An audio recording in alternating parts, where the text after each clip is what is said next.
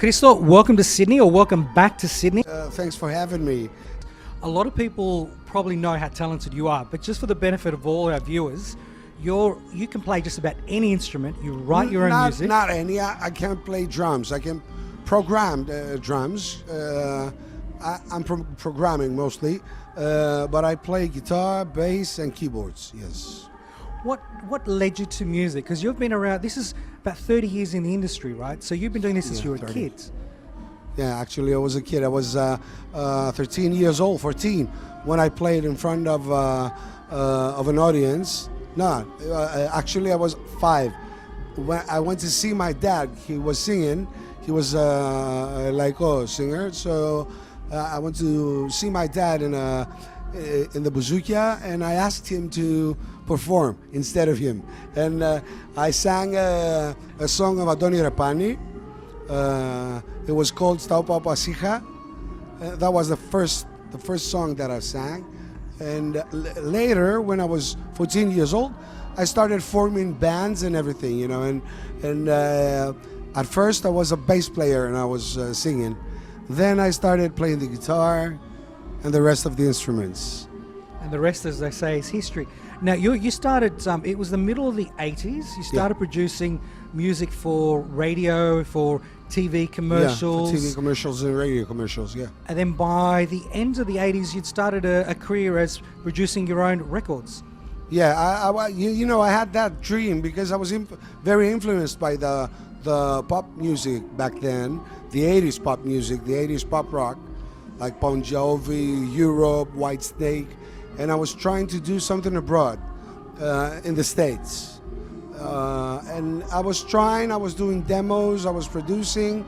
I used to find, the perfect empty hours in the studios without paying, and with friends who were sound engineers. And I was doing demos for demonstrating my work to the States. Because your first album was a hit. That went platinum. Yeah, it was platinum, yes. And from that moment, you've had 20 albums. You've also contributed to around 50 different artists' music and albums, right, and writing their music. And that's the other thing too that I love, that we all love about you, is that you write songs.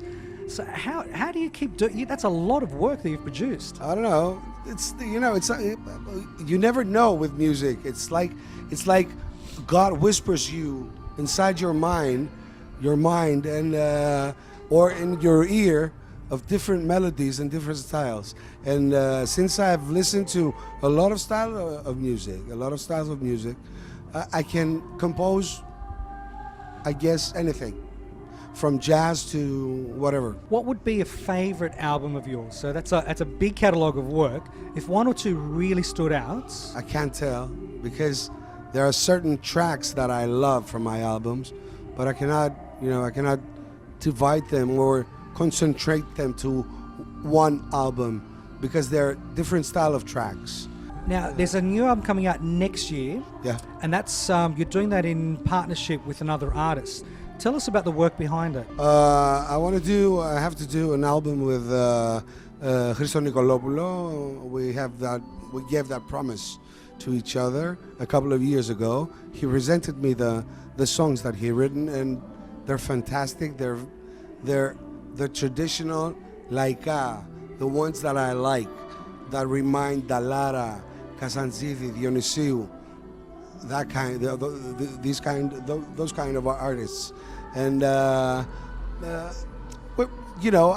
want to contribute to the laiko, because it seems that it's changing that much that pop is considered as a laiko these days, and it's not laiko. Pop is not laiko.